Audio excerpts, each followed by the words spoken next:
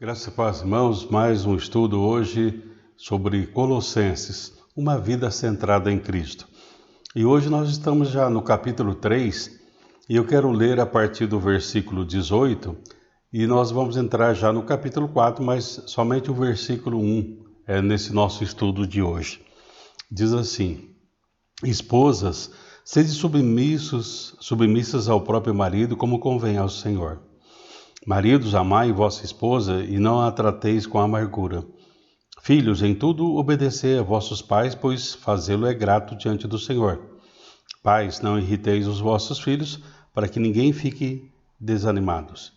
Servos, obedecei em tudo ao vosso Senhor, segundo a carne, não servindo apenas sob vigilância, visando tão somente agradar homens, mas em singeleza de coração, temendo ao Senhor. Tudo quanto fizerdes, fazei-o de todo o coração, como para o Senhor, e não para homens, cientes de que recebereis do Senhor a recompensa da herança.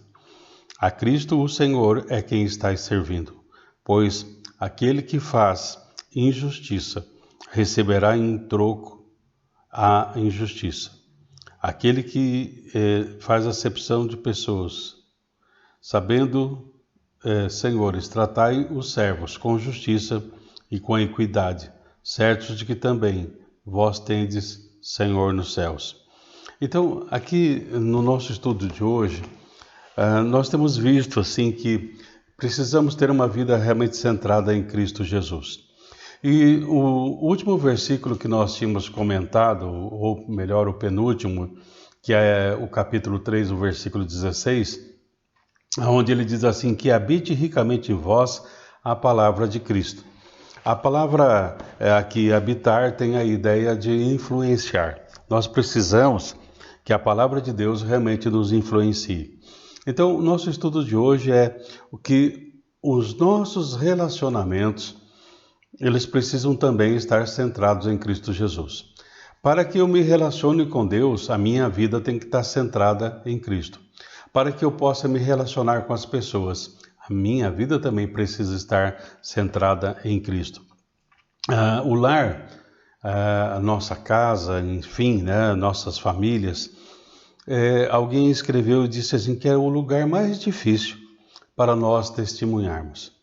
Porque na casa, naturalmente, nós vivemos sem máscaras. Infelizmente, né, no dia a dia, nós nos habituamos a colocar certas máscaras, mas em casa isso é impossível, porque as pessoas nos conhecem, nós convivemos, as pessoas sabem. Também na nossa casa, podemos dizer assim, que nós baixamos o escudo e nós não temos aquela necessidade de nos defender ou de nos preservarmos. Então, nós precisamos realmente da presença de Jesus nas nossas vidas para que os nossos relacionamentos, a começar nas nossas famílias, possam ser transformados. Mas o nosso lar não vai ser transformado sem a presença de Cristo. Por isso, nós precisamos, todos nós, que a nossa vida centrada em Cristo faça a diferença aonde estivermos. O cristianismo, ele não é só algo assim pessoal, não é só algo para mim. Paulo, ele dizia assim que para ele o morrer é lucro, porque ele estava na presença do Senhor. Mas ele diz assim, eu quero ainda viver um pouco mais, porque eu quero ensinar meus irmãos, eu quero trazer princípios claros da palavra de Deus para que eles possam, através desses princípios, nortear toda a sua vida.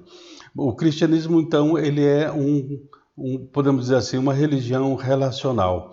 Nós nos relacionamos com Deus, nós nos relacionamos com Jesus, nós nos relacionamos com o Espírito Santo, com a Trindade excelsa, e aí então nós também nos relacionamos uns com os outros. Se você reparar, principalmente ali no livro de Efésios, nós encontramos muito esta expressão, uns com os outros. Então, na família, nós precisamos realmente da presença de Cristo. Há um autor que diz assim, o cristianismo relacional começa com nossa comunhão com Cristo e deve se estender por todas as áreas da nossa vida. E então nós vemos assim alguns princípios, né, que Paulo coloca aqui na carta de Colossenses, como em diversos momentos nas suas cartas, não só Colossenses, Efésios, Coríntios, né? E aí então ele começa a primeira parte aí dos versículos 18 e 19, ele vai falar de um relacionamento matrimonial. Como deve ser o nosso relacionamento esposo, esposa. E aí ele coloca algumas palavras aqui que muitas vezes as pessoas ficam assim, mas hoje nós estamos no século XXI, não caberia mais isto, né, no século XXI. Que é o versículo 18 que diz: esposas, sede submissas ao próprio marido, como convém no Senhor. E essa palavra submissa aqui, muitas vezes nós levamos para o lado negativo, pejorativo, enfim.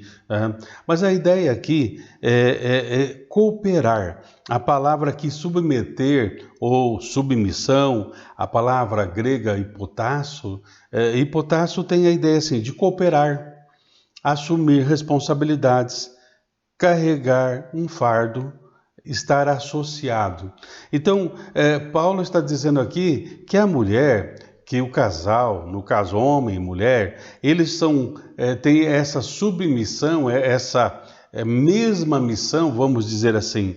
Então, o trabalho da mulher juntamente com o homem no relacionamento conjugal é de cooperação, é de assumir responsabilidades, é de carregar um fardo, é de associar-se, estar realmente fazendo o melhor possível para que em tudo eles possam realmente revelar que Cristo é o centro daquele casamento, Jesus é o centro daquele lar. E aí, então, o que acontece hoje, né, talvez nós precisamos rever, é que muitas vezes nós queremos trocar papéis, né? Então nós precisamos assumir o nosso papel, a mulher assume o seu papel como esposa, o homem como esposo no lar, e aí ambos cooperam para quê? Para que haja uma harmonia no lar. Então, as esposas se submeterem aos maridos, como diz aqui, como é apropriado ao Senhor, porque assim, a partir do momento que Cristo está sendo o centro do lar, da família, isso se torna algo, vamos dizer, natural, e não vai haver uma opressão, o marido não vai ser um carrasco, a mulher não vai ser também uma dominadora, mas há uma cooperação, há uma harmonia, há uma associação no relacionamento. Hoje em dia, nós entendemos que muitas vezes o próprio sistema do mundo acaba criando uma competição entre homens e mulheres. E quando nós estamos em Cristo, não há homens, não há mulher, não há servos, não há livres, todos nós nos tornamos um em Cristo Jesus. Então, num relacionamento centrado por Cristo, o marido vê graça de Deus através da vida da esposa, a esposa vê graça de Deus através da vida do esposo. É lógico, há momentos difíceis, mas é bem fácil, vamos dizer assim, de nós lidarmos com as situações a partir do momento que nós definimos os papéis. Então, no caso, nós podemos cooperar, nós podemos ajudar um ao outro, principalmente nas tarefas domésticas. Não cabe só à mulher, o homem também pode ajudar. E dessa forma, nós criamos uma harmonia, nós criamos realmente um lar centrado em Cristo. Um lar que é centrado na pessoa, na rocha que é o Senhor Jesus. E mesmo quando vêm as tempestades, eu gosto muito quando no último capítulo do Sermão do Monte, o capítulo 7 do livro de Mateus, quando nós lemos o seguinte, que a diferença do cristão e não cristão é que, na verdade, a casa está firmada sobre a rocha, no caso do cristão, e do não cristão, a casa é sobre a areia.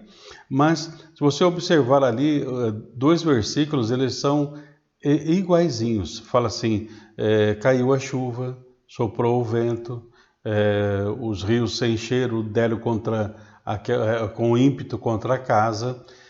Ou seja, nós temos os mesmos problemas, as mesmas lutas. Agora, a diferença é que nós reconhecemos quando temos os erros, nós reconhecemos que precisamos da presença de Jesus e nós pedimos a Ele sabedoria para que nós possamos realmente estar a cada momento com a nossa vida realmente centrada na pessoa de Jesus e assim tendo sabedoria, tendo graça, tendo amor, tendo a disposição do perdão, enfim, tudo aquilo que é para que haja uma harmonia no lar.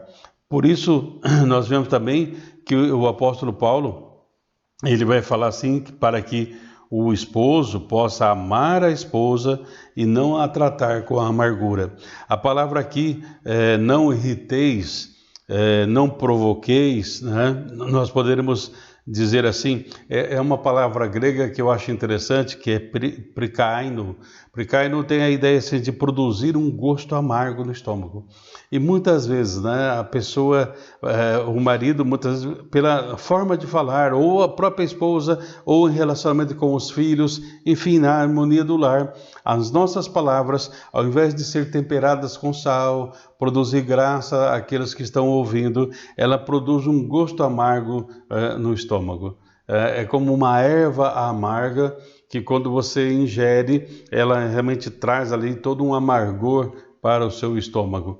Então, nós temos que parar e pensar, né? Você como esposa, como esposo, você como filho, será que nós estamos tratando de maneira adequada uns aos outros como família?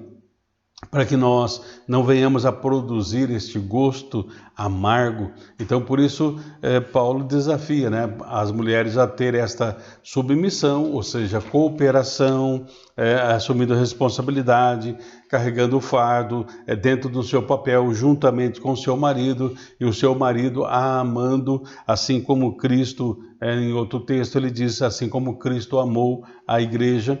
Então, tudo isso se torna possível porque uma vida centrada em Cristo é uma vida na dimensão do amor ágape. Então, o amor ágape, ele passa para o relacionamento conjugal, o amor ágape, ele passa pelo relacionamento com os filhos e assim por diante. Então, a pergunta é, será que nós temos tido, né, essas relações parentais centradas realmente em Cristo? Será que você, como esposo, tem tratado a esposa segundo os princípios de Deus, o coração de Deus? Esposa, você tem também tratado o seu esposo segundo os princípios de Deus? E o casal tem procurado passar para os seus filhos esses princípios de Deus? E aí, então, Paulo ele vai também falar para os filhos, olha, obedeçam seus pais em tudo, porque isso agrada ao Senhor. É lógico que hoje muitas vezes nós temos muitas contestações dos filhos. Chega uma idade que o filho ele acha que já sabe tudo e não precisa mais, né, da orientação dos pais. Então, por isso, nos nossos relacionamentos centrados pelo amor, pelo amor ágape, nós vamos saber lidar com os nossos filhos. Então, muitas vezes, ao invés de nós só criticarmos, né, nós precisamos pedir ao Senhor como que eu posso abordar essa situação, me dê sabedoria, me veja e me permita estar no momento certo, na hora certa para poder falar, porque aqui também novamente, Paulo ele vai dizer para os pais, né, não amargure seus filhos ou eles ficarão desanimados. Muitas vezes o pai também, o casal, ao invés de ajudar o filho, procurar entender o filho. E vamos ser claros, né, quantos de nós também na nossa idade, talvez de jovem ou mesmo de adolescentes, enfim, conforme nós irmos crescendo, quantos de nós não tentamos fazer as coisas por nós mesmos e nós erramos? Eu sei que muitas vezes nós queremos que nossos filhos sejam melhores do que nós, não errem tanto quanto nós erramos, mas nós temos uma limitação, ou seja, somente Deus é que conhece o coração, a mente do filho e pode ajudar a transformar. Lembre-se da história do filho pródigo, né? A ideia principal ali é assim, o pai nunca deixou de amar o filho. E quando o filho mesmo cai em si e volta para casa, o pai demonstra todo o amor, ágape ali, acolhendo o filho, devolvendo o anel, sandália, enfim, e preparando um banquete. Então, talvez nós precisemos ter a oração, quem sabe, dessa história do filho pródigo, para que os filhos caiam em si. Porque quando eles tomam essa posição e reconhecem que eles precisam mudar, as coisas vão realmente se tornando mais agradável para em toda a harmonia do lar. Porque se nós só criticarmos os filhos, eles ficarão desanimados. E aqui a palavra atimel, né, no grego, é uma coisa muito profunda. Não é só um desânimo, mas é um quebrantamento, ou eles estarão quebrados no espírito. E quando a pessoa está quebrada no espírito, no seu espírito humano, ela não encontra motivação. Ela pode entrar numa depressão, ela pode realmente se entregar, vamos dizer assim, não tem mais jeito, então eu vou viver a vida desse jeito. Então, a orientação do apóstolo Paulo, ali no livro de Efésios, é para que nós possamos criar nossos filhos na doutrina e admoestação do Senhor. E deixar que o Espírito Santo vá convencendo os nossos filhos do pecado, da justiça e do juízo. Então perceba assim, a vida centrada em Cristo tem que fazer diferença no nosso relacionamento conjugal. Nossa vida centrada em Cristo faz diferença também nos nossos relacionamentos com os nossos filhos e como família isso vai fazer diferença.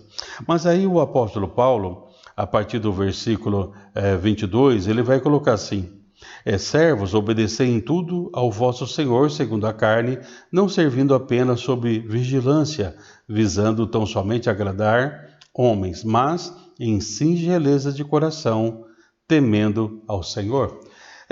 Nós temos que entender, né? Naquele tempo havia pessoas que eles tinham, vamos dizer, eram da categoria de escravos. Hoje não, nós não somos escravos, entre aspas, né? Muitas vezes nós nos deixamos prender em algumas situações. Mas aqui nós podemos entender, nessa ideia que Paulo traz aqui, dos servos trabalharem com dedicação, seria assim, nos nossos trabalhos, né? No trabalho que a gente tem.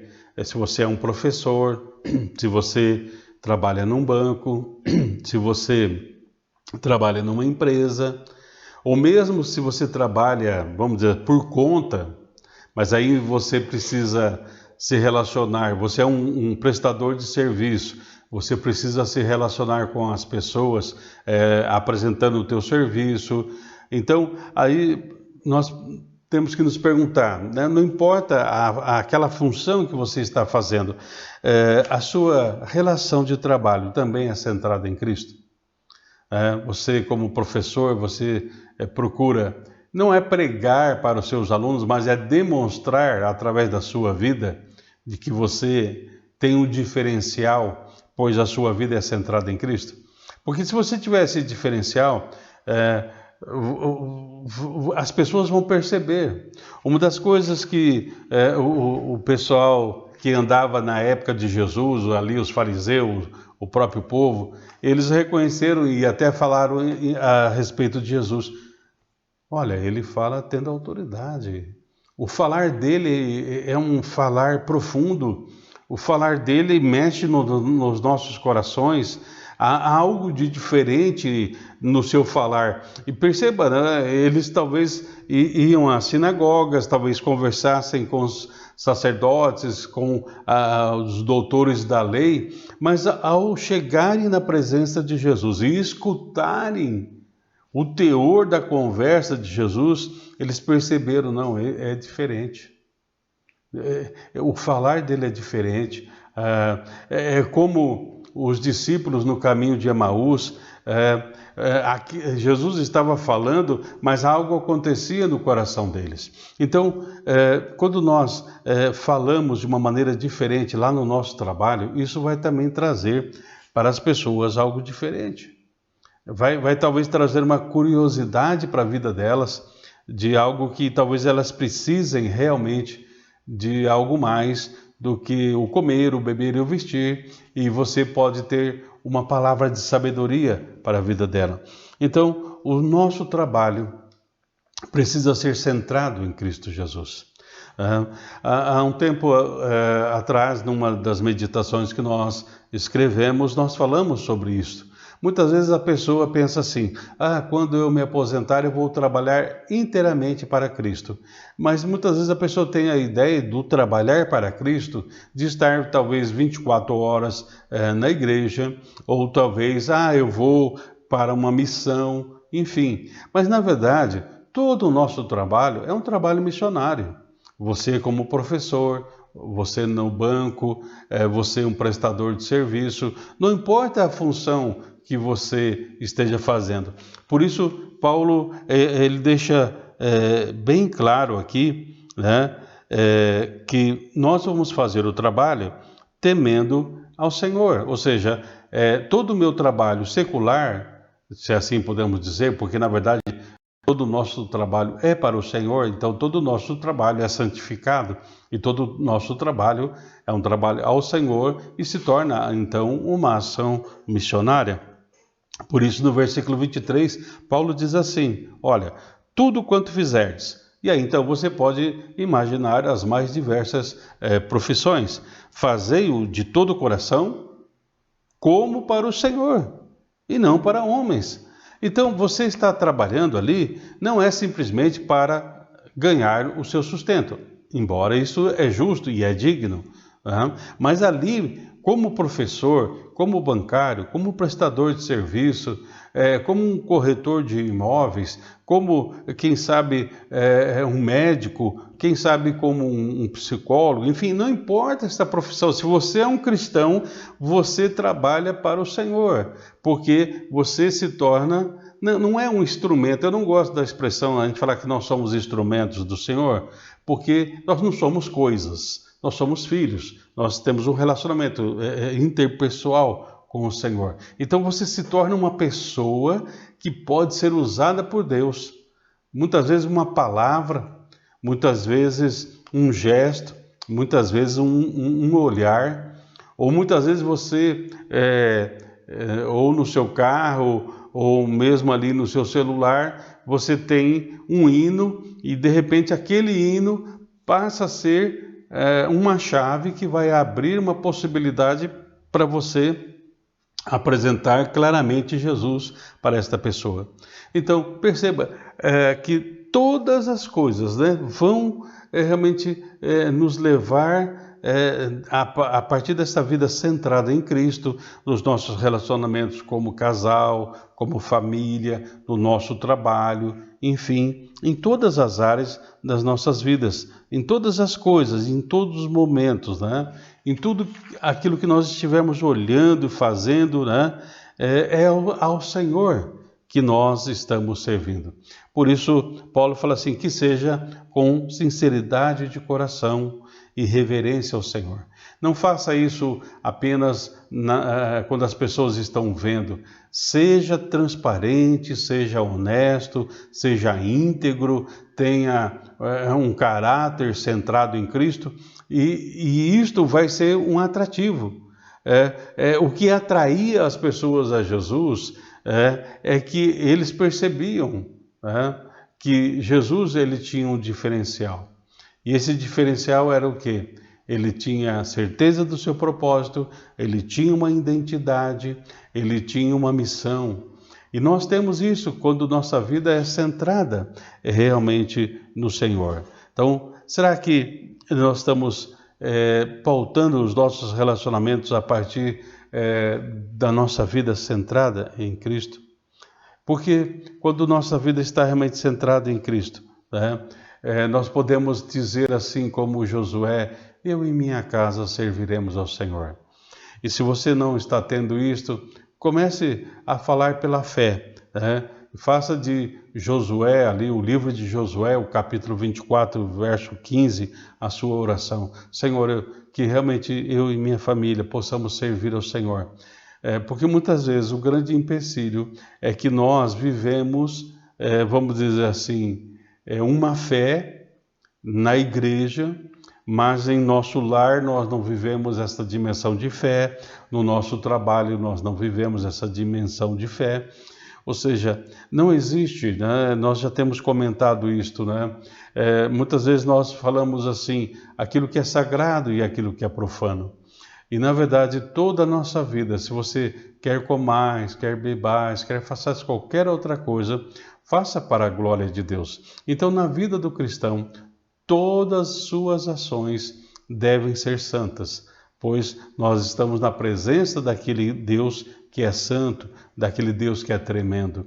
Sabe, uma das coisas que é surpreendente, quando o Senhor Jesus, ele fala com Zaqueu, né? E é interessante, imagine, né? Jesus está andando na rua, por isso que eu gosto de Jesus, né, nessas histórias. Ele chega e vê lá Zaqueu que subiu na árvore e falou assim: ô Zaqueu, vou almoçar na tua casa hoje. Né? É só doido Deus para fazer isso, né? Porque imagina você estar andando na rua assim, encontrar alguém que você não conhece e falar assim: ó, me convém lá ir na tua casa hoje jantar. Né? Mas Zaqueu, pelo falar de Jesus, já era algo que estava no seu coração. Ele falou assim: eu quero estar na presença desse homem, eu desejo estar na presença desse homem. E é interessante, quando Jesus está lá na casa com Zaqueu, a presença de Jesus, perceba uma coisa, Jesus não falou assim: ô Zaqueu, eu vim aqui hoje para falar com você porque você é um pecador, eu ouvi histórias de que você está extorquindo o pessoal, tal. Você tem que parar com isso. Não, a presença de Jesus ali naquela casa fez com que Zaqueu tivesse um momento de reflexão e falou assim: sabe, Senhor, eu reconheço que eu sou um pecador, eu tenho extorquido as pessoas e tal, mas a partir de hoje eu vou restituir essas pessoas. Será que a nossa presença, porque nós estamos na presença de Cristo, o Cristo que está em nós, ele influencia as pessoas aonde nós estamos, muitas vezes até sem palavras? Sabe, nós precisamos ter a nossa vida centrada em Cristo.